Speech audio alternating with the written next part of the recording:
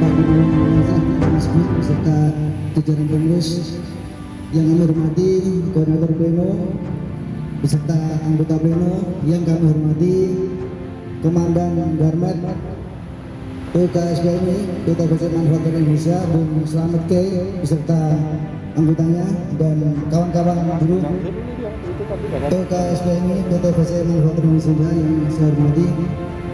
Terlebih dulu marilah kita panjatkan puji syukur kepada Allah Subhanahu wa taala yang telah melimpahkan keberkahan kepada kita sekalian, di antaranya berupa nikmat sehat, sehingga pada pagi yang cerah ini kita kembali bisa berkumpul di halaman PT PC Manufaktur Indonesia untuk sama-sama melaksanakan aksi lapangan dan aksi virtual dalam rangka mendukung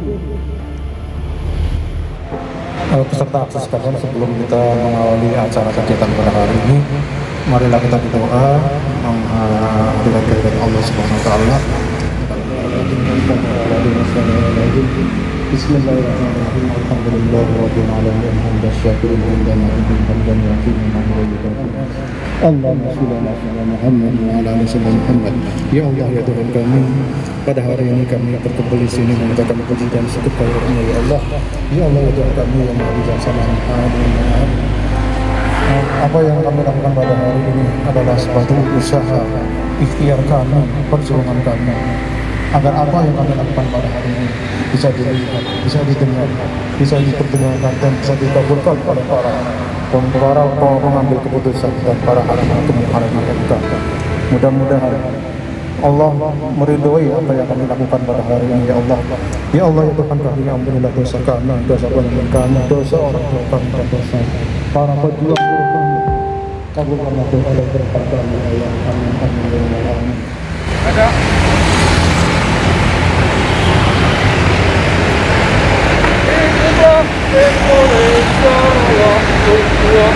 Indonesia tanah air, tanah tumpah darahku.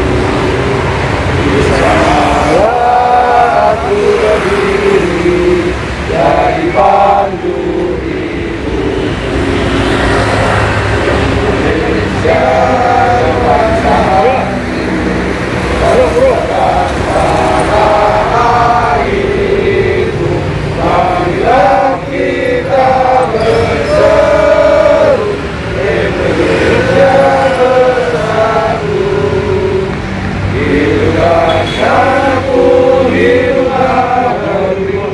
bangsaku, rakyatku semuanya, bangunlah jiwanya, bangunlah mereka untuk Indonesia Raya.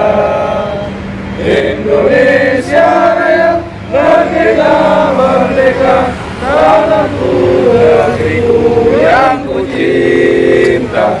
Indonesia Raya, merdeka, merdeka, hiduplah Indonesia Raya.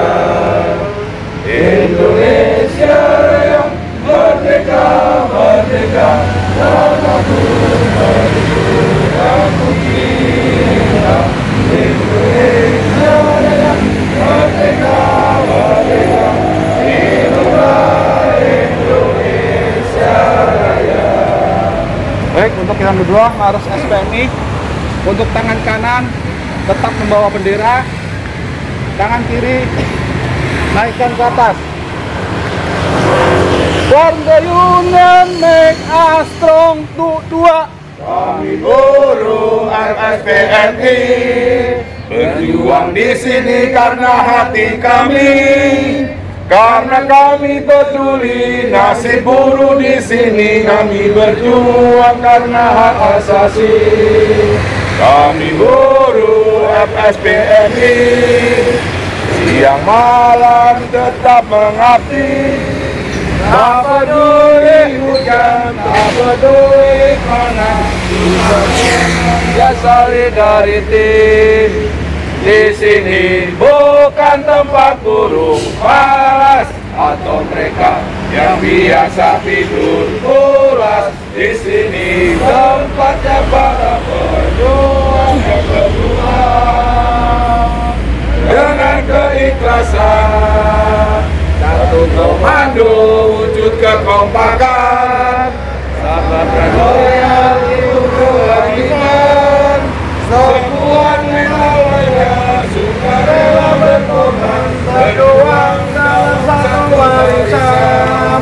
Di sini bukan tempat buruh malas atau mereka yang biasa tidur pulas. Di sini tempatnya para pejuang yang berjuang dengan keikhlasan.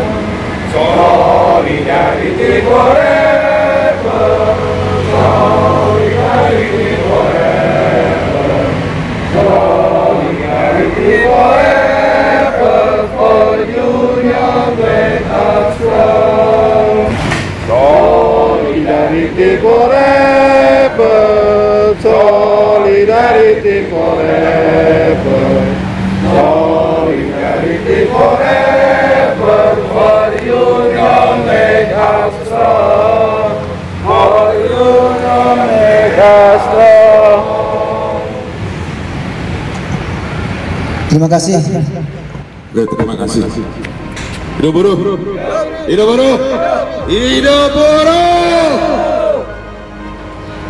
Terima kasih. Pertama saya sampaikan kepada seluruh peserta aksi pada siang ini sebagai bentuk komitmen kita tetap menjaga semangat perlawanan.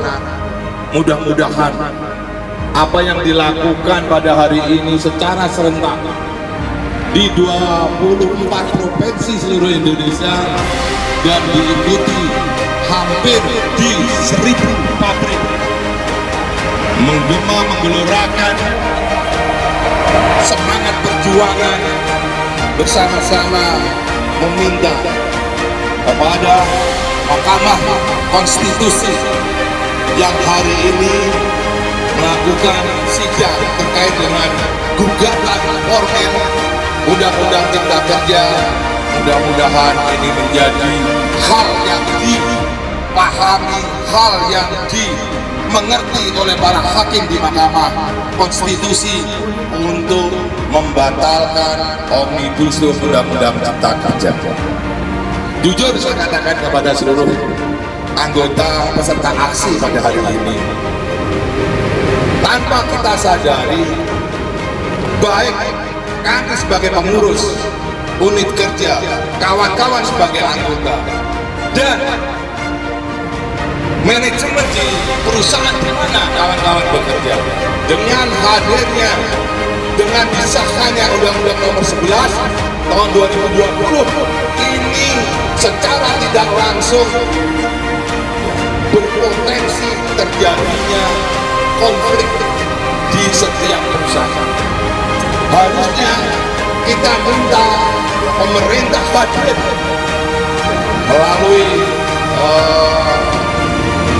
para hakim di Mahkamah Konstitusi, karena ini kalau tetap diberlakukan tanpa ada kesadaran demi keutuhan seluruh rakyat dan bangsa Indonesia, saya khawatir pasti ini menjadi konflik yang terus-menerus akan terjadi di setiap perusahaan.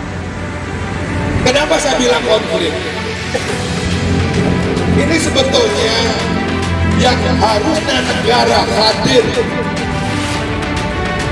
untuk memberi kesejahteraan rakyatnya, buruhnya, dengan kemarin melalui DPR mengesahkan Undang-Undang 11 2020 ini tidak sesuai dengan semangat yang harusnya digelorakan oleh negara, oleh pemerintah terkait dengan kesejahteraan rakyat, seluruh rakyat Indonesia. Ini akan terjadi konflik nih kawan-kawan. Di satu sisi dalam perkembangan hidup, karena di situ ada nilai inflasi dari tahun ke tahun, tentunya kesejahteraan kita ingin ada peningkatan. Di satu sisi dengan lahirnya Undang-Undang 11 2020 seolah-olah sebagai senjata buat manajemen. Jangankan untuk meningkatkan kesejahteraan yang sudah ada, yang ada adalah ingin menurunkan secara kualitas dari apa yang selama ini kita dapat. Ini akan terjadi di seluruh perusahaan. Ini akan membuka celah terjadinya konflik yang harusnya pemerintah hadir. Dibikin suasana harus sejuk, tenang, hubungan menjadi harmonis. Gak perlu terlalu ikut campur terkait dengan kebijakan di suatu perusahaan. Harusnya negara itu sebagai penengah, harusnya negara hadir memberi perlindungan yang terkait bagaimana kita sebagai karyawan ke depan lebih sejahtera. Undang-Undang 11 2020 memberi celah kepada seluruh pengusaha untuk berbuat tidak adil. Kenapa saya bilang tidak adil? Harusnya kesejahteraan meningkat, tapi dengan akhirnya Undang-Undang 2020 ada potensi terjadinya penurunan secara kualitas. Kita bisa melihat di lingkungan kita berapa jumlah perusahaan yang sudah melakukan atau menerapkan undang-undang tersebut. Yang terjadi apa? Konflik di mana-mana. Kita tidak mau hal ini terjadi juga di perusahaan yang kita cintai ini. Harusnya kita semangat, PUK anggota bergandengan tangan sama manajemen untuk bersama Omnibus Law Undang-Undang Cipta Kerja. Kenapa sekali lagi ini konflik? Potensi konflik akan terjadi, kawan-kawan. Dan saya katakan ke kawan-kawan sebagai jaminan, kalau seandainya ada niatan dari perusahaan untuk mengurangi apa yang kita dapat, ya, yang udah kita rundingkan di buku saku kita warna biru PKB, apa yang kawan-kawan akan diam? Saya yakin kawan-kawan akan menuntut minimal bertahan, syukur-syukur kita ada kenaikan.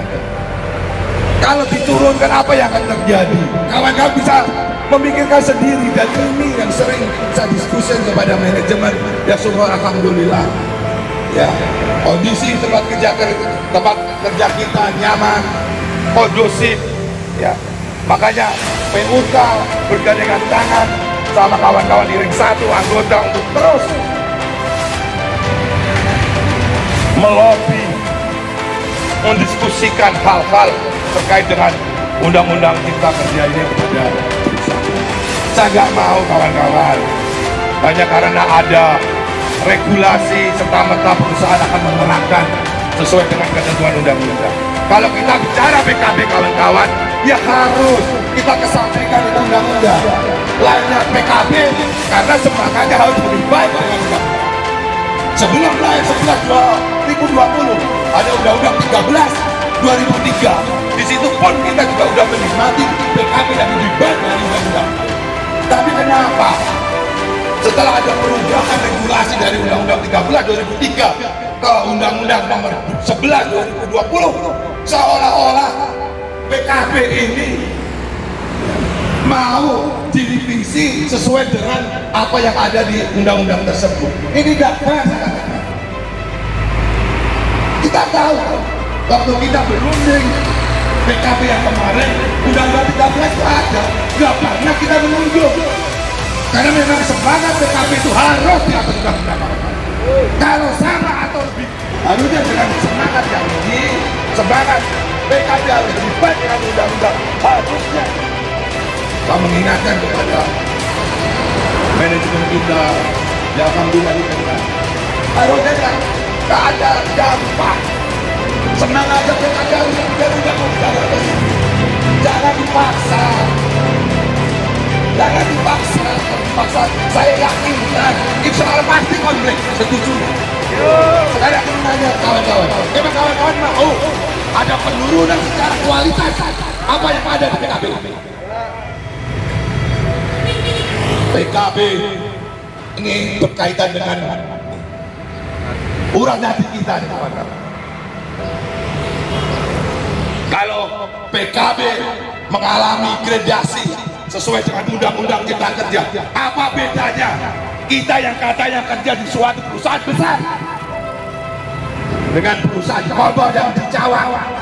Gak ada bedanya, sama. Minimal kita bekerja, ada jasa, ada keterampilan, ada ini dan itu. Masa disamakan sama orang yang masuk kerja hanya modal KTP? Ini gak fair. Ini yang terjadi di undang-undang cipta kerja itu. Tidak ada upah sektoral. Tidak harus dipahami. Bukan kita minta untuk sistem tidak, tapi setidaknya dengan modal yang beda, dengan modal yang di atas, pekerja pada umumnya wajar tidak mendapatkan kesejahteraan yang lebih dari pekerja mereka. Di undang-undang cipta kerja yang baru tidak ada semacam perbedaan itu, semua itu sama, kawan-kawan. Kerja di pabrik mobil Toyota, kerja di pabrik motor di Honda Yamaha, tidak ada bedanya sama yang kerja di pabrik panci, pabrik sepak. Bukannya saya merendahkan mereka, tapi setidaknya kita punya kelas, kawan-kawan. Otomotif harus lebih punya pembeda daripada yang lainnya, karena mau bagaimanapun juga potensi kita hadapi pekerja lebih tinggi. Ada yang kita hadapi yang otomatis, yang di situ kita gak konsentrasi, yang di situ kita lengah. Ancaman terkait dengan keselamatan kerja kita akan terjadi. Ini yang harus dipikirkan oleh pemerintah. Makanya melalui aksi pada hari ini, setidaknya saya juga berharap kepada pimpinan tertinggi di perusahaan kita. Nggak adil kalau kita bekerja yang potensi bahayanya tinggi disamakan sama ibu-ibu yang cuma lipat baju, making karton. Bukan sekali lagi menyepelekan mereka, tidak, tapi setidaknya kita minta ada pembeda, karena secara waktu kita masuk pun ada bedanya. Ada batasan-batasan, ketentuan-ketentuan yang harus dipenuhi kita sebagai calon pelamar atau calon pekerja untuk masuk di suatu perusahaan. Nggak fair. Nah, makanya dari itu, kalau ditanya sampai kapan kita akan aksi untuk meminta Mahkamah Konstitusi membatalkan Omnibus Undang-Undang Cipta Kerja, jawabannya sederhana, kawan-kawan. Sampai berhasil. Ini yang harus dipahami. Kemarin melalui instruksi dari Dewan Pimpinan Pusat, kita setiap PUK sudah melayangkan surat ke Mahkamah Konstitusi. Tujuannya apa? Biar yang katanya Hakim Mulia itu juga mendengar, bisa melihat dampak dari undang-undang Omnibus Law itu sendiri terhadap kita sebagai pekerja itu apa. Kemarin sudah kita layangkan serentak seluruh Indonesia. Ya, harapannya kita minta sama, kita aksi hari ini meminta Mahkamah Konstitusi untuk membatalkan Omnibus Undang-Undang Cipta Kerja. Hidup buruh! Hidup buruh! Semangat, kawan-kawan. Ya, kita gak bisa main-main terkait dengan Undang-Undang Cipta Kerja ini. Kalau ini benar-benar nanti diberlakukan, habis. Kita sebagai manusia yang mempunyai harkat martabat seolah-olah akan tergadekan dengan lahirnya Undang-Undang Cipta Kerja. Karena apa? Di situ tidak ada pembeda. Ya mungkin kalau kita paham sama rasa sama rata mungkin bisa. Yang penting hidup, yang penting kerja, tujuannya membuka lapangan lapangan kerja selebar-lebarnya, menarik investor, harapannya itu. Tapi ada satu hal yang perlu dipahami, kawan-kawan. Investor tidak melirik di Indonesia bukan karena upahnya tinggi, bukan karena kebijakan terkait dengan kesejahteraan yang tinggi, tapi karena korupsi yang sudah menggurita di setiap pos sendi yang ada di pemerintahan atau di badan-badan yang terkait dengan perizinan-perizinan. Korupsi, kolusi merajalela, itulah salah satu penyebab utama kenapa investor tidak melirik Indonesia untuk berinvestasi. Bukan karena gaji kita. Gaji kita itu termasuk rendah dibanding kita, nggak usah berkiblat ke Eropa, nggak usah kiblat ke Jepang, Korea, ke Asia Tenggara kita ini termasuk yang terendah. PP 78 lahir waktu itu semangatnya apa pemerintah? Biar menarik investor.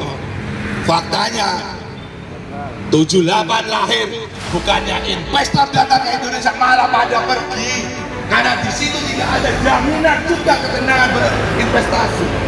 Karena akan terjadi konflik terus menerus. Ini harusnya bijak. Pemerintah melalui hak Mahkamah Konstitusi harusnya bijak. Jangan memaksakan yang jelas-jelas undang-undang ini merugikan rakyat Indonesia, khususnya kita dulu. Bukan saya memprovokasi, tapi kalau disuruh milih, mendingan kita berjuang sampai tidak ada penghabisan dengan harapan Omnibus Law Undang-Undang Cipta Kerja dicabut daripada kita hanya pasrah menerima dampak dari undang-undang tersebut. Ini yang harus dipahami. Kalau dibilang kita kalah, ya faktanya DPR sudah mengesahkan. Tapi sebagai pejuang kita harus mempunyai semangat, mempunyai kepercayaan, mempunyai rasa bangga. Setidaknya apa yang kita lakukan pada hari ini, masalah berhasil atau tidak itu Allah alam. Tapi setidaknya tetesan keringat kita, aksi pada hari ini kita niatkan untuk generasi kita, anak cucu kita, biar nantinya kalau bekerja di suatu perusahaan tidak diperlakukan seenaknya sendiri oleh perusahaan, digaji, jaminan sosial diambil. Terus apa martabat kita sebagai manusia yang merdeka katanya? Yang di situ negara harus memberi jaminan setiap warga negara untuk hidup layak. Tapi faktanya dengan disahkannya undang-undang Cipta Kerja ini bertolak belakang dengan semangat yang ada di undang-undang dasar partai. Patut kita para sesepuh, para pejuang yang dulu berjuang sampai bukan cuma sekedar capek, sampai berani menaruhkan nyawa dengan harapan anak cucunya nanti tidak sengsara. Semangat itu yang harus kita punya sekarang. Kalau toh nantinya kita tidak berada, setidaknya kita tidak mewariskan hal-hal yang buruk kepada anak dan cucu kita. Semangat kawan-kawan, tetap semangat. Karena apa? Keseriusan kita, semangat kita melakukan aksi sebagai bentuk penolakan undang-undang Cipta Kerja, setidaknya ini menjadi tolak ukur para hakim-hakim yang mulia di Mahkamah Konstitusi untuk membatalkan atau menolak gugatan yang dilakukan oleh petinggi kita di SPMI maupun kita tunjukkan keseriusannya sebagai bukti hari ini kita aksi kawan-kawan.